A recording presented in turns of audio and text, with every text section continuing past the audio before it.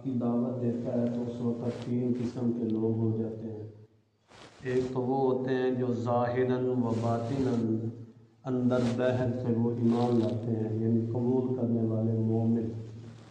دوسرے نمبر پر وہ جو کھرے کافر ہوتے ہیں، کھرے انکار کرنے والے، اندر سے بھی باہر سے بھی، بلکہ حق کی مخالفت کرنے والے۔ تیسرے نمبر پر منافقین کا طبقہ ہوتا ہے، وہ ادھر بھی رہتے ہیں ادھر بھی رہتے ہیں، یعنی دونوں کے ساتھ رہتے ہیں۔ تو کل کے درس میں مومنین اور متقین کی صفات کا تذکرہ ہوا اور ان کے نتائج اور رزلٹ کا بیان ہوا۔ آج کے درس میں کافرین اور منافقین کی حال اور ان کی حالت اور ان کی خصلتیں خباثتیں ذکر کی گئی۔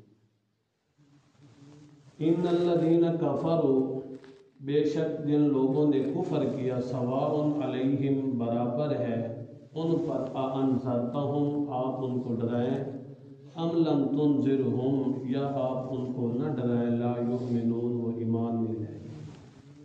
اللہ رب العزت نے فرمایا کہ اے میرے پیارے حبیب، آپ کافروں کو ڈرائیں یا نہ ڈرائیں، مطلب یہ ہے کہ دعوت حق دیں یا نہ دیں، لا یؤمنون، وہ ایمان نہیں لائیں گے۔ یہاں پر کفر جو ہے نا، یہ تمام کفار مراد نہیں اس سے، یعنی کیونکہ نبی پاک صلی اللہ علیہ وسلم کی دعوت حق پر کئی لوگ دائرہ اسلام میں آئے تھے اور ابھی تک بھی یہ سلسلہ جاری ہے، تو پھر کفر سے کیا مطلب ہے؟ اس کا مطلب یہی ہے کہ جو نامزد کافر ہے، مشرکین مکہ، ابو جہل، ابو لہب، ولید بن مغیرہ، اور یہود میں سے کعب بن اشرف، حیی بن اخطب وغیرہ، یہ جو کھرے کافر ہیں نا، جو حق پہچان چکے ہیں، ضد کی وجہ سے، عناد کی وجہ سے جو حق کی طرف نہیں آ رہے، اب ان پر تبلیغ اور عدم تبلیغ کا کوئی فائدہ نہیں ہے، لا یؤمنون، وہ ایمان نہیں لائیں گے۔ آگے فرمایا ختم اللہ علی قلوبہم وعلی سمعہم، اللہ نے ان کے دلوں پر اور ان کے کانوں پر مہر لگا دی، وعلی ابصارہم غشاوۃ، اور ان کی آنکھوں پر پردہ ہے، وَلَهُمْ عَذَابٌ عظیم، اور ان کے لیے عذاب عظیم، دردناک اور بڑا عذاب ہے۔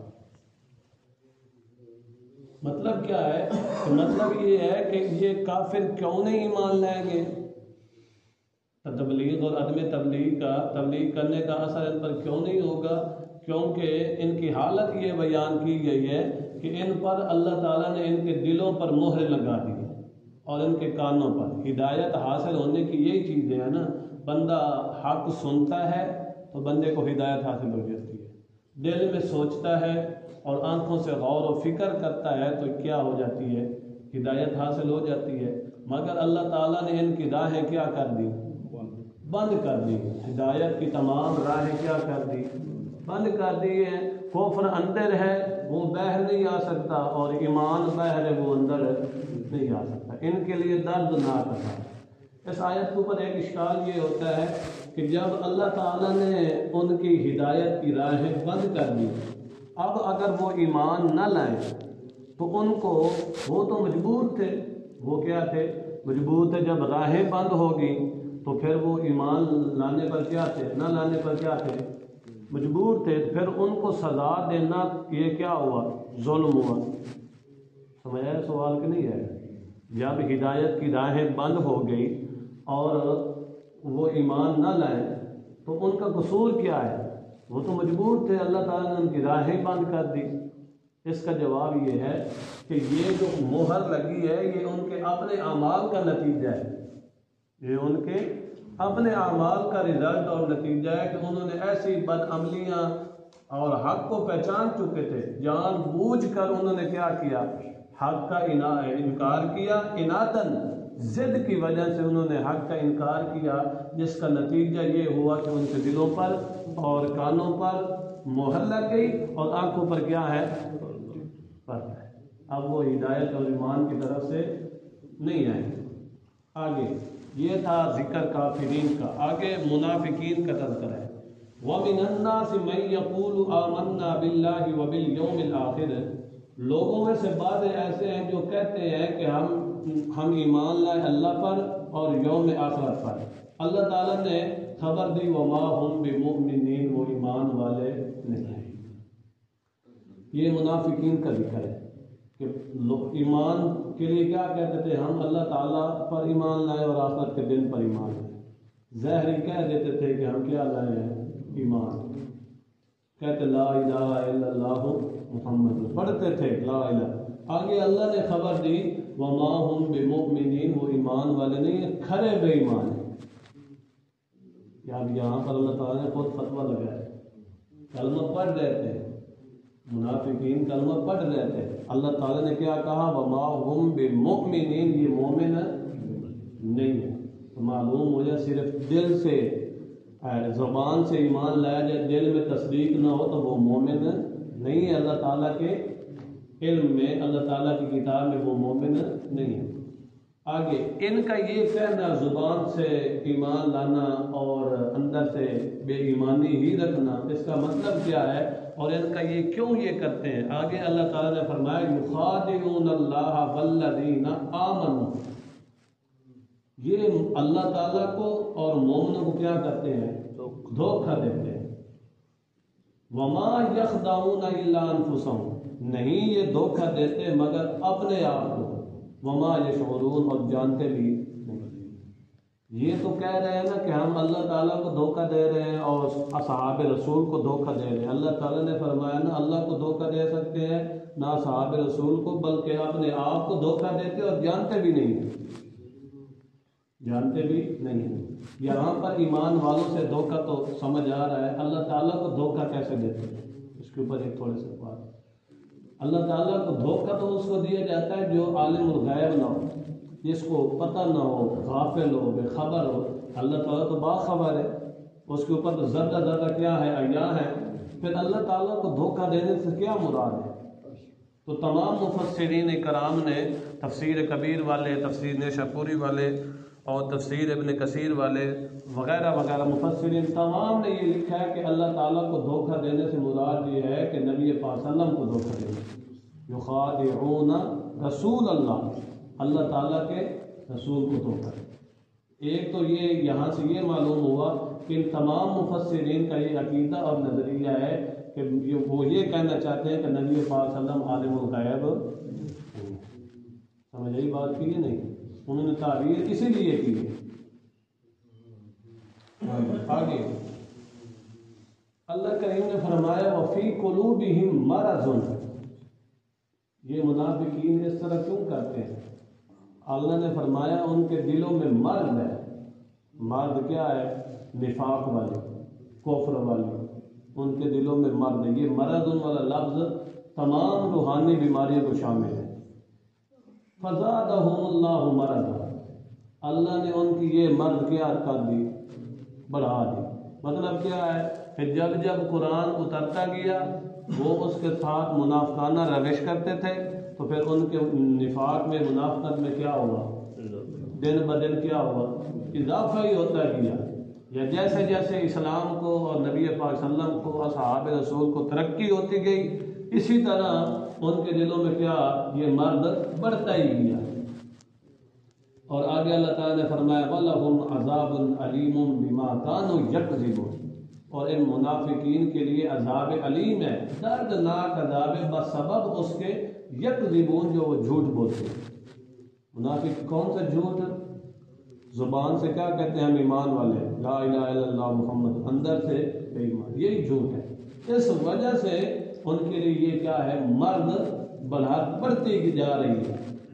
اور جب ان سے کہا جاتا ہے نا وَإِذَا قِيلَ لَهُمْ لَا تُفْسِدُوا فِي الْأَرْضِ، زمین میں فساد نہ کرو، تو وہ کہتے ہیں انما نحن مسلمون، ہم تو اصلاح کرنے والے ہیں. جی ہم دونوں پارٹیوں میں کیا کرنے والے ہیں؟ اصلاح کرنے والے ہیں.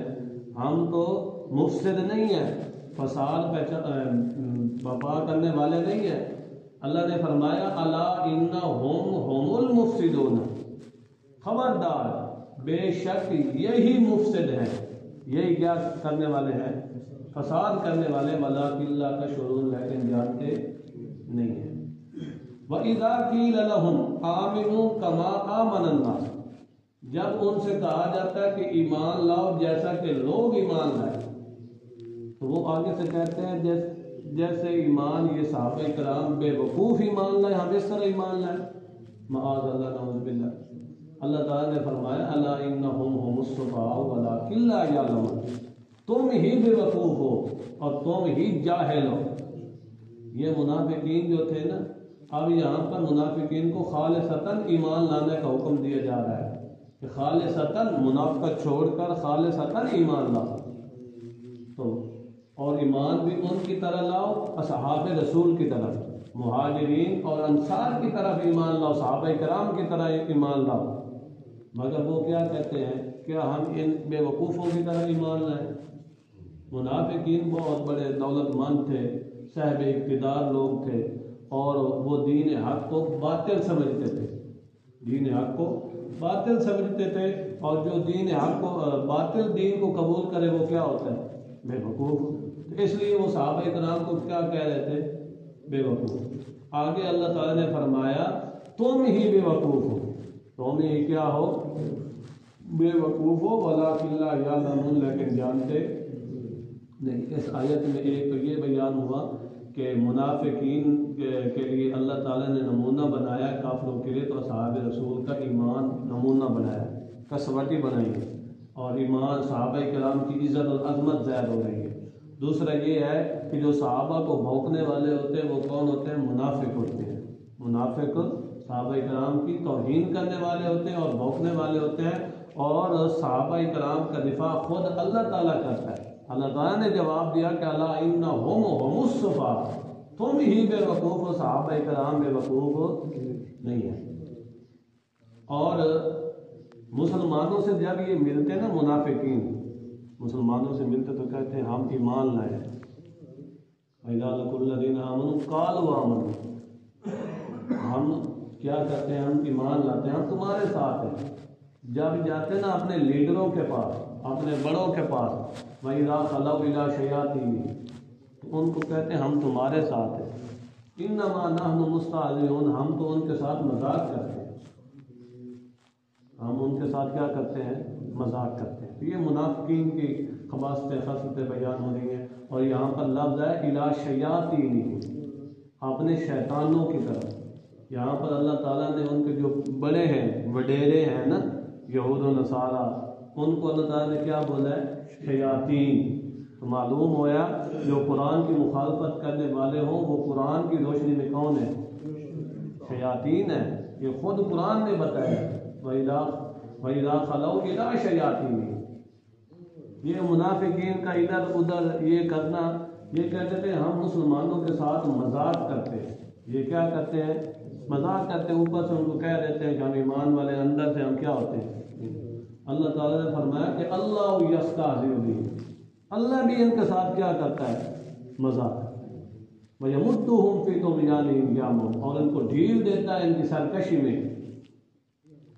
اللہ تعالیٰ کا مذاق کرنے سے کیا مراد ہے؟ مطلب یہ ہے کہ اللہ تعالیٰ ان کو اس مذاق اور استہزاء کی سزا دے گا۔ آگے اللہ تعالیٰ نے ان کے نتیجے اور رزلٹ کا بیان کیا منافقین کا، کہ اولئک الذین اشتروا الضلالۃ بالہدی، یہی لوگ ہیں جنہوں نے ہدایت کے بدلے گمراہی خرید لی۔ فما ربحت تجارتہم، اور یہ تجارت ان کو اس نے نفع نہ دیا، وما کانوا مہتدین، اور ہدایت یافتہ نہیں ہے۔ اب یہاں پر ایک اشکال چھوٹا سا ہوتا ہے کہ انہوں نے خرید لیا ہدایت کے بدلے گمراہی کو، ہدایت کے بدلے گمراہی کو، اور چیز خریدی وہاں جاتی ہے جہاں پر قیمت خریدنے والے کے پاس موجود ہو، تبھی چیز خریدی جا سکتی ہے نا۔ یہاں پر دو چیزیں، ایک انہوں نے خریدی، ایک انہوں نے بیچی، ہدایت بیچی اور خریدی گمراہی۔ معلوم ہوتا ہے ان کے پاس ہدایت پہلے تھی، ان کے پاس پہلے ہدایت تھی، تبھی انہوں نے کیا خریدی؟ گمراہی۔ تو اس کا جواب یہ ہے کہ ان کے پاس ہدایت نہیں تھی، بلکہ انہوں نے ضلالت کو ترجیح دیا، ضلالت کو کیا کیا؟ ترجیح دی، اور اختیار کیا گمراہی کے بدلے، ہدایت کے بدلے میں، ہدایت کے بدلے میں ضلالت اور گمراہی کو کیا کیا؟ اختیار کیا اور ترجیح دی۔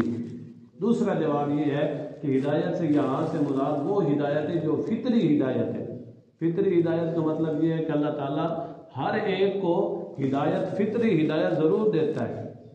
جیسے آپ صلی اللہ علیہ وسلم نے فرمایا کل مولود یولد علی فطرت الاسلام، جو بچہ بھی پیدا ہوتا ہے یا بچی پیدا ہوتی ہے وہ فطرت اسلام پر ہی پیدا ہوتی ہے۔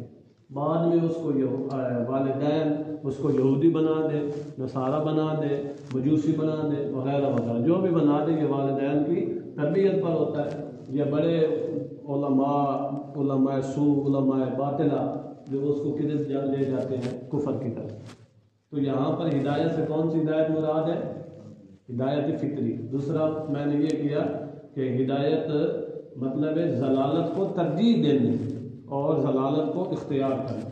تو اللہ تعالیٰ نے فرمایا کہ یہ تجارت ان کو ذرہ برابر نفع نہ دے۔ انہوں نے ایمان کے بدلے میں، ہدایت کے بدلے میں کیا ضلالت خرید لی۔ یہ سودا ہی سراسر کیا تھا؟ نقصان والا تھا، اس لیے ان کو یہ نفع نہیں دے گی۔ وما کانوا مہتدین، اور ہدایت یافتہ بھی نہیں ہے۔ یہ کفار اور منافقین کی کچھ علامات اور ان کی خباثتیں تھیں۔ آگے اللہ تعالیٰ نے 2 مثالیں ذکر کی ہیں مزید ان کے حال کے وضاحت کے لیے، وہ کل انشاءاللہ مزید ذکر کریں گے۔ اللہ تعالیٰ عمل کرنے کی توفیق عطا فرمائے۔